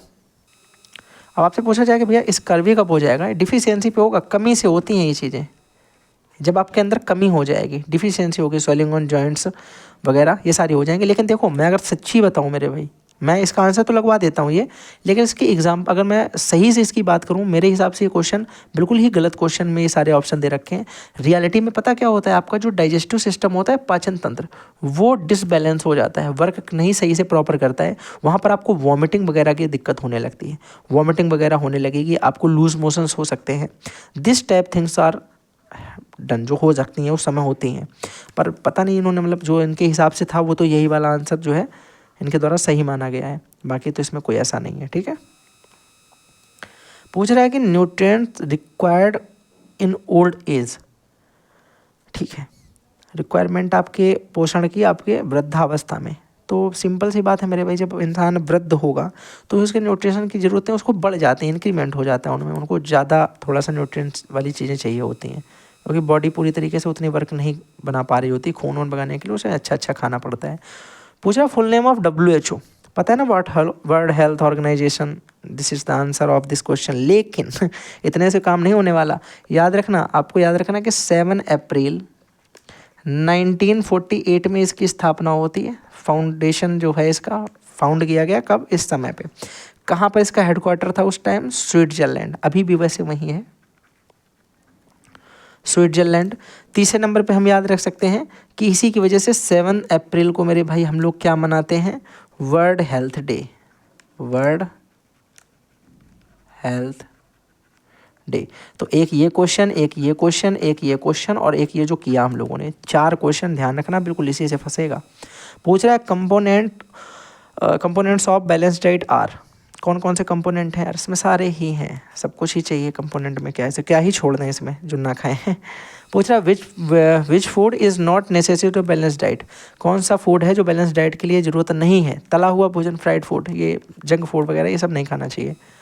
पूछ रहा है कि what is not step of meal planning, क्या आहार नियोजन के चरण में नहीं है, मेरे भाई क्या आहार चरण के नियोजन में नहीं है, नॉलेज ऑन न्यूट्रिशन नीड्स ये तो होता है, ठीक है। इसके बाद यूज ऑफ फूड ग्रुप्स ये भी होता है, यूज ऑफ डाइटरी चार्ट्स ये भी ज़रूरी है, स्टेटस ऑफ लिविंग नहीं, ये कोई ज़रूरत नहीं है, रहन सहन से क्या मतलब यार, खाने पीने से भाई कोई मतलब नहीं है।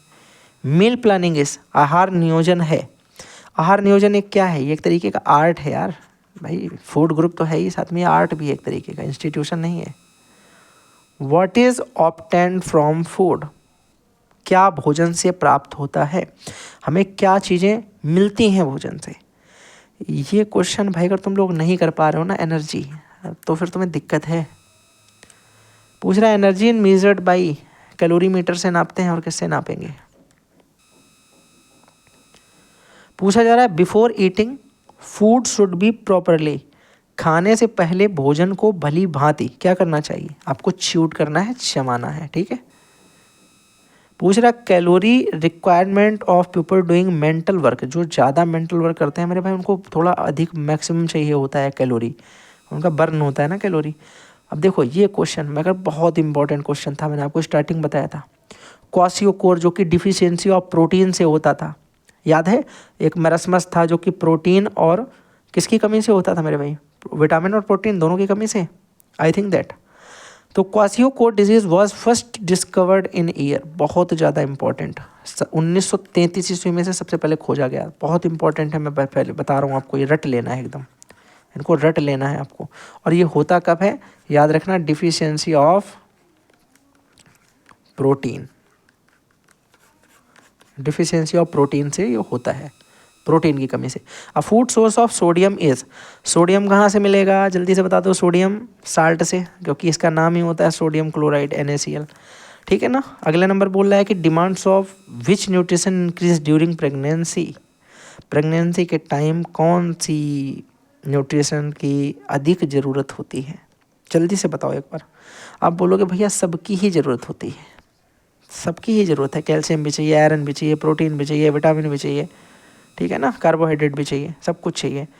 लेकिन कॉम्प्लिकेशन ऑफ प्रेगनेंसी इज, गर्भावस्था की जटिलता है, ये भी अगर देखा जाए तो एनीमिया भी हो जाता है उस टाइम, ठीक है, टॉक्सेमिया भी हो जाता है, प्रीमेच्योर बर्थ, हाँ ठीक, ये सारे सही है, प्रीमेच्योर बर्थ से लेकर के ये सारे ही सही हैं, ठीक है। रक्तहीनता, खून की कमी बोलते हैं एनीमिया को यार, ठीक है। वो जो मैंने आपको भी बताया था एनीमिया, वो खून की कमी वाला था। मैंने जो आपको बताया कि नींद नहीं आती, वो शायद इनसोम्निया बोलते हैं, आई थिंक उसे, आई थिंक यार, मैं बायो से नहीं हूँ वैसे, लेकिन शायद उसे इनसोम्निया बोलते हैं, एक बार देख लीजिएगा। हाँ अब ये सुनना जरा, यहाँ पर कुछ मास्टरों ने लगवा रखा है, वसा बढ़ानी चाहिए जब प्री इक्लेम्सिया होता है गर्भावस्था के टाइम, तो ये एक तरीके का डिजीज़ ही है, एक सिचुएशन होती है ये। और इसके टाइम आपको हमेशा डॉक्टर क्या बोलेगा, ना तो आपको नमक ज़्यादा खाना है, ना कार्बोहाइड्रेट ज़्यादा बढ़ानी है, ना वसा ज़्यादा बढ़ानी, फैट कार्बोहाइड्रेट साल्ट में कुछ भी नहीं बढ़ाना होता, एकदम लाइट फूड आपको लेना होता है, लाइट फूड। ये मैं एकदम आपको डॉक्टर वाली बात बता रहा हूँ, एकदम सही आंसर ये वाला है, जिन्होंने भी गलत लगवाया भाई सही कर लो इसको देख के। आप देखो 65 नंबर क्वेश्चन मेरा क्या आ रहा है, पूछ रहा है कि calories demand in pregnant women. आप वैसे आपको पता होगा कि 1900 से 2100 कैलोरी हम लोग लेते हैं, लेकिन जब प्रेग्नेंट वुमेन होती है उस टाइम वो 2500 कैलोरी लेती है, ठीक है। तो यानी इसका 2100 वाला माने तो प्लस 400 हो जाता है, तो मेरा ऑप्शन इसका 400 कैलोरी इंक्रीज हो जाती है, एकदम सही हो जाएगा, याद रखना, ठीक है। हाँ अब देखना यहाँ पे एक दिक्कत और थी कुछ, नहीं इसमें नहीं है, मैं भी बताऊँगा, एक चीज़ और बतानी मुझे थोड़ी सी। आपसे पूछा गया which food is given apart from milk to infant, यानी जो बच्चों को दूध पिलाया जाता है उसके अतिरिक्त उन्हें और क्या आहार देना चाहिए, उन्हें लिक्विड फूड दो, ठीक है, उन्हें लिक्विड फूड दो। और देखो वीनिंग का मतलब क्या होता है, जब बच्चा आप मान दें कि 6 मंथ का हो जाता है तब वो हल्का फुल्का लिक्विड के साथ में बोल सकते हो कि ठोस खाना नहीं जिसे बोलते हैं, सॉलिड फूड लेने लगता है, सॉलिड फूड। तो जब बच्चा आपका मिल्क या लिक्विड फॉर्म के बाद में सॉलिड फूड लेने के लिए एलिजिबल हो गया, एबल हो गया, तो उस टाइम हम उसे बोलते हैं weaning, this is the condition of weaning. तो वीनिंग शुड बी स्टार्टेड हम लोग कब बोलते हैं, आफ्टर 6 मंथ्स, 6 महीने जन्म के बाद, जब 6 महीने का बच्चा होता है तो फिर वो हल्का फुल्का ऐसे खाने पीने लगता है, नॉर्मल चीज़ें, ठीक है। क्रैक्स वगैरह तो नहीं पता है मुझे इतना लेकिन चीज़ें खाने लगेगा। पूछ रहा है कि an infant needs calcium the phosphorus for, आपको पता अगर कैल्शियम की बात आती है और फास्फोरस की बात आती है, मैं बोन्स ढूंढूंगा, बात खत्म, ये मिल गया बोन्स और ये लगाया आंसर, कोई मतलब नहीं मुझे इनसे। विटामिन पूछता, विटामिन डी लगा देते ना, याद है, याद रखना भाई, विटामिन डी नहीं भूलना है आपको। लेकिन अब फूड शुड बी रीहीटेड, खाने को गर्म करना चाहिए, कितनी बार, मैं तुम्हें बता रहा हूँ, शुड नॉट बी रीहीटेड, नहीं गर्म करना चाहिए खाने को दोबारा, एक बार बनाओ खाओ फेंको, ये क्या है कि गर्मा गर्मा के 4 दिन चला रहे हो एक ही खाना। लिखा है राइस कंटेंट्स, चावल में पाया जाता है, राइस क्या रखती है अपने पास, मेरे भाई ये सबको पता होता है कि राइस में कार्बोहाइड्रेट होता है, राइस में कार्बोहाइड्रेट होता है। दूसरे नंबर पे याद रखना कि फर्स्ट नंबर पे राइस में कार्बोहाइड्रेट है, सेकंड प्रायोरिटी मेरे भाई राइस के अंदर जो होती है वो विटामिन की होती है, और थर्ड अगर हम बात करते हैं प्रायोरिटी की तो तीसरे नंबर पे उसमें कैल्शियम भी होता है, मतलब होता सब है, लेकिन फर्स्ट प्रायोरिटी हम किसे देते हैं, कार्बोहाइड्रेट जो सबसे ज़्यादा है, ठीक है। लिखा है फूड शुड बी कुक्ड, भोजन को पकाना चाहिए। कैसे? ढके बर्तन में, द कवर्ड वेसल, ताकि अच्छे से वो पक सके। ये सिंपल है यार। यहाँ लिखा है green vegetables should be washed, हरी सब्जियों को धोना चाहिए। यार हरी सब्जियां जब हम लोग धोते हो तो क्या काटने के बाद धोते हो, क्या पकाने से पहले धोते हो, खरीदने के बाद धोते? भाई देखो सिंपल सी बात है, मुझे काटने से पहले ही धोएंगे, ऐसे आके डलिया में डाल दिया था थोड़ी, सब धो ली उसके बाद डलिया में रखी, निकालोगे फिर धोगे, डलिया में गंदी हो जाएंगी। तो ये तो सिंपल है, ये तो तुम लोग कर लोगे यार। फॉर टाइफाइड पेशेंट लिखा है protein should be increased by. यहाँ सुनना बड़े ध्यान से, मैं आपको ये बात बता रहा हूँ, ये क्वेश्चन देने का कोई सेंस नहीं है। आपकी जब टाइफाइड होता है उस समय आपको प्रोटीन बढ़ानी चाहिए, ये बात ठीक है। कितनी बढ़ानी चाहिए? जस्ट डबल ले लो, जस्ट ट्रिपल ले लो। कौन सा डॉक्टर भैया तुमसे चूतिया चीज़ें बोल रहा है? कौन सा डॉक्टर तुमको ये बातें बता रहा है कि अब तुम जितना प्रोटीन ले लो उससे डबल ले लेना, जितना प्रोटीन ले रहे हो उससे ट्रिपल ले लेना? चूतियापे वाली चीज़ें। बिल्कुल इसके एक भी आंसर सही नहीं थे वैसे, लेकिन अगर हम देखें तो इसका आंसर नंबर 1 हम मैक्सिमम ले सकते हैं सही, और कोई इसका आंसर सही नहीं लेगा। सिंपल सी बात है, बढ़ानी है। ये भी नहीं बोल सकते हो कि सामान्य के बराबर ले लेंगे, भाई बराबर नहीं लेना है, अब चाहिए ज़्यादा, लेकिन कितनी ज़्यादा चाहिए? 3 गुना, 4 गुना, 2 गुना? ये क्या ड्रामा है? ठीक है, तो ये चीज़ें याद रखना है। कुछ क्वेश्चन ऐसे हैं इसमें वाहियात टाइप के, जिनका आंसर बिल्कुल भाई क्यों ही हम लोगों के लिए पूछा जा रहा है, क्वेश्चन पता नहीं चलेगा आपको, तो हम लोग डबल मानते हैं, नॉर्मल से डबल। ठीक है। What are causes of diarrhoea, पूछ रहा है कि अतिसार के कारण जो है वो क्या है। भाई अस्वच्छ भोजन लेना, अनहाइजीनिक फूड, इन्फेक्शन वगैरह और केमिकल से, तो सारे ही इसका ऑप्शन नंबर मेरे हिसाब से डी जो है वो एकदम राइट हो जाएगा 74 का। आई होप आपको बात समझ में आ रही होगी। अगले नंबर पे मेरे भैया जो 75 नंबर पे लिख रहा है what should be diet is constipation, यानी कब्ज के आहार कैसा, कब्ज में आहार कैसा होना चाहिए। यार कब्ज में आहार कैसा होना चाहिए कॉन्स्टिपेशन में? तो ये तो मेरे हिसाब से अधिक रेशा युक्त आहार होता है, यानी हाई फाइबर डाइट होती है जो कब्ज का रीजन बनता है। पूछ रहा है what is not a cause of diabetes, मधुमेह का क्या कारण नहीं है। यार मैं तुम्हें बताऊं भाई क्या कारण नहीं है। हेरिडिटी होती है कि किसी को डायबिटीज़ है तो उसका अनुवांशिक हो सकता है कि उसके बच्चे को भी हो जाए, टेंशन की वजह से हो सकती है, ओबेसिटी किसी को ज़्यादा मोटापा है उसकी वजह से हो जाती है, सोशल नॉर्म्स की वजह से नहीं होती कि भैया समाज में आपके पड़ोसी क्या है तो आपको भी हो जाए, तो मधुमेह इस तरीके से नहीं होता है। ठीक है। पूछ रहा है what is secreted less diabetes, इसका मतलब क्या है? What is secreted less diabetes मतलब, अच्छा ठीक, मधुमेह में किसका स्राव कम होता है? इंसुलिन, तभी तो इंसुलिन वगैरह यूज किया था। आप इंसुलिन सुनते भी हो डायबिटीज़ पेशेंट्स के, ज़्यादा तक जितने पेशेंट आपको मिलेंगे डायबिटीज़ के, आपने इंसुलिन का सुना होगा, टीका वगैरह और ये सब जो भी होता है। ठीक है। अगले नंबर पे पूछ रहा है blood glucose level in diabetes, मधुमेह में रक्त शर्करा का स्तर कैसा होता है। यार एक बात बताओ, जब क्या होगा आप ही समझो, अपने हिसाब से बोलना। आप बोलोगे भैया सिंपल सी बात है, इंक्रीज होगा, तभी तो पता है ब्लड कि ग्लूकोज लेवल जब बढ़ जाता है तब बोलते हैं ना कि आपका बीपी जो है, बीपी बोल रहा हूँ मैं, कि आपका शुगर बढ़ा हुआ है ना, तो मीठा खाने से मना कर देते हैं कि अब शर्करा का लेवल यानी लेवल ऑफ शुगर जो ग्लूकोज है वो कम हो जाए लेवल ना, याद रखिएगा इस बात को। अगला आपसे पूछ रहा है typhoid patient should not be given, typhoid के रोगी को नहीं देना चाहिए। क्या नहीं देना चाहिए? उसको स्पाइसी वेजिटेबल बिल्कुल मत दो, मत दो, बाकी सब दो यार, बटर, वेजिटेबल, सूप और बॉइल्ड एग, ये तो नॉर्मल क्वेश्चन था। सिम्टम ऑफ डिजीजेज इज मधुमेह, diabetes is, sorry, symptoms of diabetes is, मधुमेह रोग के लक्षण क्या होते हैं, इसके क्या लक्षण हैं? वेट लॉस तो होगा ही होगा, अब इसमें भूख शायद ज़्यादा उसे लगती होगी, है कि नहीं। मान लो आपको ये वाली चीज़ नहीं पता, थोड़ा सा सुनना, मैं कह रहा हूँ आपको ये वाली चीज़ नहीं फिक्स है, पर ये फिक्स है कि रोग ये लगता है तो आदमी दुबला होने लगता है, उसका वेट लॉस होने लगता है, ये फिक्स है, क्योंकि हम लोगों ने कई चीज़ें देखी हैं। फिर हमने कहा डिक्रीज ऑफ रेसिस्टिव पावर, उसका प्रतिरोधक क्षमता, यानी उसके अंदर जो इम्यूनिटी है उसकी पावर कम होती है। ये दो एकदम सही है ना। तीसरा यार गलत तो हो नहीं सकता है, दो तो लगाने नहीं होते हैं, हमें आल ऑफ है वो है, बस लगा दो, कोई भी इसमें दो सही हो जाए बस बात खत्म, आला है वो कन्फर्म हो जाता है। वो पूछ रहा है आपसे कि communicable disease prevalent in society is, समाज में फैलने वाला संक्रामक रोग है, ये कौन सा है भाई?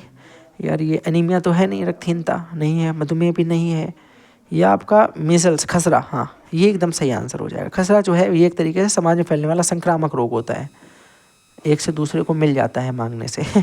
ठीक है। What is not symptoms of high blood pressure, कौन सा हाई ब्लड प्रेशर का सिम्टम्स नहीं है ना, कौन सा हाई ब्लड प्रेशर का सिम्टम्स नहीं है?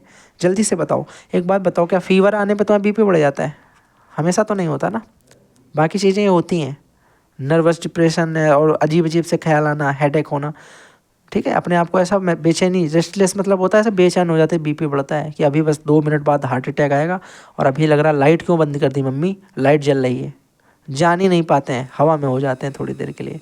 पूछ रहा है कि what is the cause of high blood pressure? High blood pressure का रीज़न क्या होता है? स्मोकिंग एंड अल्कोहल अगर तुम लोगे तो आई थिंक तुम्हें ये दिक्कतें होंगी, बाकी तो मुझे कुछ नहीं ऐसा लग रहा है। सामाजिक गतिविधियाँ, सोशल एक्टिविटीज़, रिलीजन और कल्चर तो कुछ हो ही नहीं सकता है, तो यही एक ऑप्शन है जो हो सकता है, दैट्स वन इज लगा देते हैं हम लोग।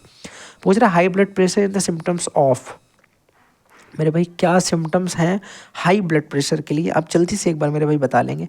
आप बोलोगे जब हाई ब्लड प्रेशर होता है उस समय हमारे हार्ट में एक तरीके की बड़ा ही अजीब सा लगता है, हार्ट डिसीज़ है एक तरीके से, ठीक है, तो हमें अंदर से बेचैनी होगी और फिर हमारी सांसें चलने लगेंगी, एकदम मतलब अजीब सी चीज़ें होने लगेंगी हमारे साथ, तो that's mean high blood pressure symptoms of heart disease.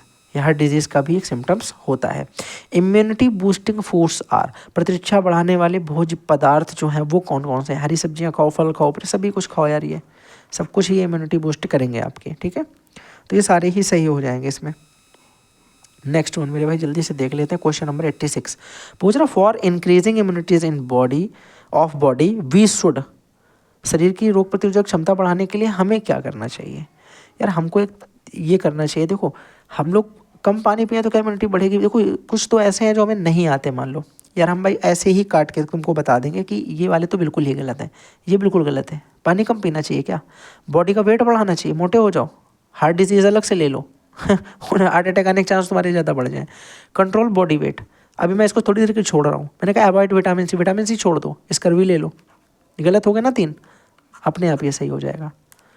तो कुछ ऐसे प्रश्न आते हैं जो आपको फेल होने से ही बचाने आते हैं सिर्फ ठीक है, मैं ऐसे हंसी में बोल रहा हूँ, ऐसे फेल तो कोई होता ही नहीं यार, सभी पास हो जाओगे। पूछ रहा है कि where is head office of UNICEF located, UNICEF का हेड ऑफिस कहाँ पे है? अब नॉर्मल जिसने 1-2 बार इसको पढ़ा वो जानता होगा कि न्यूयॉर्क है, और यूनिसेफ आपसे देखो क्या क्या पूछ सकता है, मैं हमेशा बताता हूँ हेड ऑफिस आपको सारे पता होने चाहिए। इसका अगर देखा जाए तो 11 दिसंबर 1946 में इसकी स्थापना होती है, फाउंडेशन कहाँ पे होता है मेरे भाई? आप बोलोगे न्यूयॉर्क, जो कि ऑलरेडी हम लोगों ने पढ़ लिया, तो ज़रूरत नहीं है दोबारा लिखने की, पर मैंने लिख दिया है तो कोई बात नहीं। यूनिसेफ का आपसे फुल फॉर्म पूछ सकता है, यूनाइटेड नेशन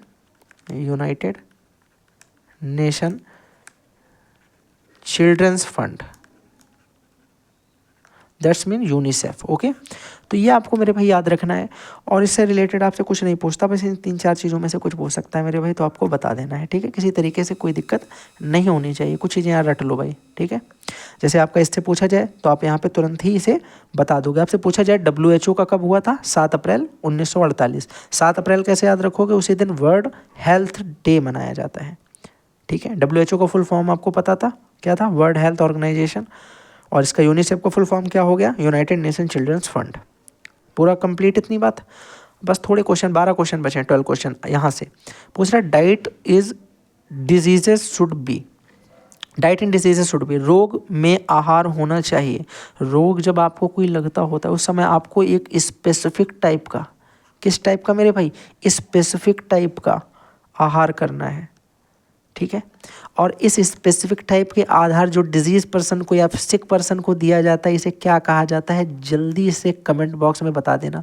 एक बार MCQ में पढ़ाया है और एक बार मैंने आपको इसकी डेफिनेशन स्टार्टिंग में बताई थी, जल्दी से छाप देना, समय नहीं लगना चाहिए बिल्कुल। अगला लिखा है कि milk consumed by diabetic patient should be, जब आप कोई ऐसा आपको मिलता है बंदा जो आप मतलब आपके डायबिटीज़ है, पर आपसे उसने बोला कि भैया मुझे दूध तो लेना ही पड़ेगा, मैं दूध ही पीऊँगा, थोड़ा सा तो मैं मुझे लेना, मतलब आदत है मेरी, ऐसा मान लो कि भैया मेरी आदत है, तो याद रखना उस समय आपसे वो बोलेगा कि भैया ठीक है आपको दूध पीना है, अच्छी बात है पियो जाके, लेकिन उस समय आपको वसा रहित यानी फैट लेस दूध पीना है, स्किम्ड मिल्क पीना है, ठीक है।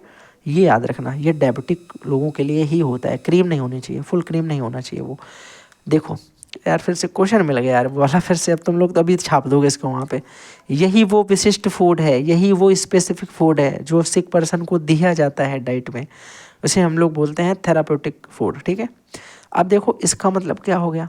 उपचारात्मक आहार नहीं दिया जाता, ये किसे नहीं दिया जाता भाई। डायरिया में एक स्पेसिफिक फूड दिया जाएगा कि ये मत खाना, हेल्थी कंडीशन में क्यों देगा यार, कुछ भी खाओ। ऑब्वियसली मोटापा है तो बोलेगा यार ये चीज़ें मत खाओ, आपको फीवर है तो बोलेगा तली चीज़ें वगैरह मत खाना, ये मत खाना, वो मत खाना। पर अगर आप हेल्थी कंडीशन में हो तो किसी दम जो तुमसे बोल दे मेरा मन हम वो खाएंगे, ठीक है ना। 91 नंबर मेरे भाई जल्दी से कर देंगे। पूछ रहा है कि disease caused by contaminated water is, दूषित जल से हैजा होता है कॉलरा। पढ़ा है ना सब लोगों ने, ये तो यार सब बहुत पहले पढ़े थे ना तुम लोगों ने। अच्छा देखो अब यहाँ पे ये मैं कभी याद नहीं करवाता हूँ किसी को।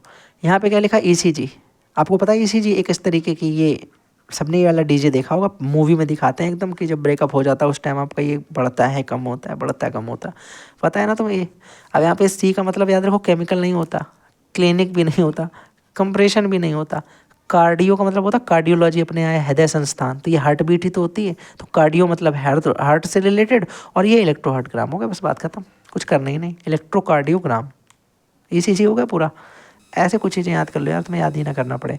कॉज ऑफ डिहाइड्रेशन इज, इसमें से कौन सा एक कारण है निर्जलीकरण का, जल्दी से मेरे भाई उसे बता दोगे कौन सा सही होगा।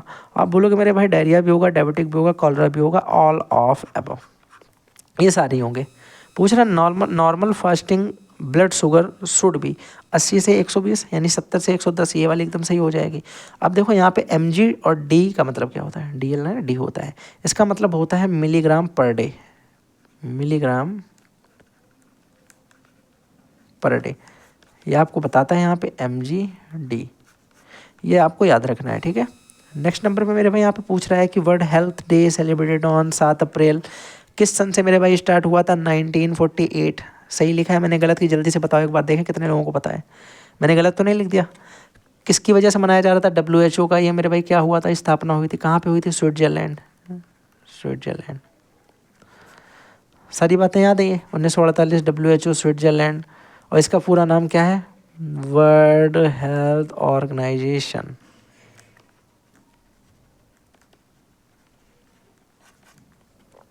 कोई समस्या नहीं आता ना, पलटा देना भाई तुम। लिखा what are health services provided by UNICEF of India, India में किसके लिए होता है, तो डिसेबल्ड चिल्ड्रंस के लिए, अपंग बालक जो होते हैं उनके यूज के लिए, उनके लिए ये व्यवस्था रहती है, ठीक है। यूनिसेफ बालकों के लिए ही होती है स्पेशल। इसमें मैंने आपको बताया भी है कि इसका मतलब क्या है, यूनाइटेड नेशन, सी का मतलब मेरे भाई क्या था, चिल्ड्रंस और फंड, तो यूनिसेफ का मतलब हो जाएगा यूनाइटेड नेशन चिल्ड्रंस फंड। तो यहाँ पे मेरे भाई आई थिंक आपको ये बात समझ में आ गई। इसका मैंने आपको क्या बताया कि इसकी स्थापना मेरे भाई कब होती है, 11 दिसंबर, याद रखना, यूनिसेफ डे मनाया जाएगा, और उसके बाद 1946, और इसके 2 साल बाद वो वाला, ठीक है, ऐसे याद कर लो। और इसका मुख्यालय कहाँ पे था आपसे पूछा गया, तो याद रखना इसका मुख्यालय था न्यूयॉर्क, अमेरिका में पड़ता है, ये भी याद रखो, USA में। अगला आपसे पूछा कि National Institute of Nutrition was stabilised in year. अब देखना मैं गलतियाँ जब निकालूँ तो कैसे निकालूँ, ये भी गलत है मतलब ये तो कोई सेंस ही नहीं है इस बात का जो इन लोगों ने दे रखा है, इसका कोई सेंस नहीं अपने आप में, ये एकदम वाहियात चूतिया चीज़ है। आप एक बात बताओ, इसमें जब ऑप्शन ही नहीं सही है मैं कौन सा टिक मार दूँ। अगर देखना समझना जरा ध्यान से, स्टार्टिंग होती है हमारे कुन्नूर से, कुन्नूर में मेरे भाई 1918 में सबसे पहले ये संस्था स्टेबलाइज्ड की जाती है, ये इंस्टीट्यूशन, और इसके इंस्टीट्यूट के स्टेबलाइज्ड होने के बाद इसको 1958 में हैदराबाद लेके आया जाता, मतलब इसका एक तरीके से क्या कर दिया जाता है, जगह को चेंज कर दिया जाता। पहले कहीं था कुन्नूर में, उसके बाद कुन्नूर से कहाँ पे हमने कर दिया, हैदराबाद में, तो ये 1958 हुआ। यहाँ पे 59 दे रखा, हम मान लो कि तुम्हारा यही आंसर सही है, सपोज दैट, देखना ध्यान से भी। लेकिन अगर एक्चुअल में देखा जाए तो हो सकता है कि 1969 में जब इसका नेम चेंज किया गया, फिर इसका नेम क्या रखा गया, नेशनल इंस्टीट्यूट ऑफ न्यूट्रिशन, तब का तुम पूछ रहे हो, तो इसके हिसाब से ये वाला आंसर भी सही हो जाएगा। तो देखा जाए तो ये सब गलत है। और अगर एक्चुअल रूप से देखा जाए कि तुम नाम के अकॉर्डिंग देख रहे हो कि इस नेम की वजह से जो ये स्पेसिफिक एक नेम लिखा है, इस नेम को कब स्टेबलाइज्ड किया गया, तो हम इसको भी नहीं सही मान सकते हैं, हम मानेंगे कि 1969, ठीक है। तो ये आंसर सही होगा। लेकिन फिर मैंने कहा अगर नहीं दिया तो ये मान लो, क्योंकि अगर इस सन से एक कम है, क्योंकि इसमें तो हमने सिर्फ उसको वहाँ पे उठा करके दूसरी जगह रिप्लेस कर दिया। अगर इसके अकॉर्डिंग होता तो नाम तो वहाँ पे यही था, तो पहले वाला भी देते, वहाँ पे रिलेटेड इससे संबंधित कुछ देते। हो सकता है जब नेम इसका हमने ये रखा उस समय से इसने इसको मान लिया कि 1968, 1968। आई होप आपको ये बात मेरी समझ में आ गई होगी भाई, मैं कोशिश कर रहा हूँ पूरी, चलो नेक्स्ट वन मेरे भाई ध्यान से देखो, लिखा है कि functions of care in India are in the field of, ठीक है। बाद में केयर के कार्यों के क्षेत्र कौन कौन से हैं। तो अगर इसका मेरे भाई हम आंसर पूछे आपसे तो क्या बोलोगे, आप बोलोगे भैया न्यूट्रिशन भी है, मेडिकल लाइन भी है, लिटरेसी भी है, यानी ऑल ऑफ सभी है मेरे भाई। नेक्स्ट वन आपसे पूछ रहा है कि which disease can be cause of the excessive weakness. Excessive weakness का मतलब अत्यधिक कमजोरी अगर किसी के अंदर है तो उस समय वो पूछता है कि आप फिर बताओ भैया फिर क्या हो सकता है। भाई आपको कमजोरी आएगी, बेचैनी आ जाएगी जब आपका ब्लड प्रेशर हाई होगा, उच्च रक्तचाप जब आपका होगा, हाई बीपी, उस समय दिक्कत होती है। और लास्ट मेरा क्वेश्चन मेरे भाई है, इसके साथ में खुशी खुशी हम लोग क्लास को अपनी ख़त्म करने वाले हैं। लिखा है डायबिटीज़ जो है इज़ रिलेटेड टू, किससे संबंधित है, डाइजेशन से संबंधित है, एब्जॉर्प्शन से संबंधित है, ब्लड सर्कुलेशन से संबंधित है, या मेटाबॉलिज्म से। तो मेरे भाई मेटाबॉलिज्म से संबंधित है, इसको इंग्लिश में हिंदी में बोलेंगे चयापचय से, ठीक है। तो हिंदी वाले मेरे भाई इस साइड देख करके अपना समझ लें, मैंने इधर जो लगाए हैं सेम टू सेम आंसर हैं, और मैंने हिंदी इंग्लिश पढ़ के बताई है क्योंकि इंग्लिश मीडियम वाले थोड़े ज़्यादा लोग होंगे और हिंदी वाले भी जो होंगे। तो मेरे भाई यहाँ पे आप देख लो सामने लिखा है, मैंने जो समझाया वो हिंदी में ही बोला, तो उसमें कोई आपको दिक्कत होगी नहीं। तो अगर आप लोग चैनल पर नए हैं तो चैनल को सब्सक्राइब कर दीजिएगा, ठीक है मेरे भाई, और वीडियो को लाइक कर देंगे, फ्रेंड्स के साथ में शेयर कर देंगे, और इसी के साथ में क्या थैंक्स फॉर वाचिंग बोल के जाएं। चलो फिर मिलेंगे किसी नए वीडियो के साथ में। अगला महीना सब्जेक्ट आप लोग कमेंट बॉक्स में बता दीजिएगा, उस पर वीडियो बना देंगे। इसी के साथ में थैंक्स फॉर वाचिंग, फिर मिलेंगे।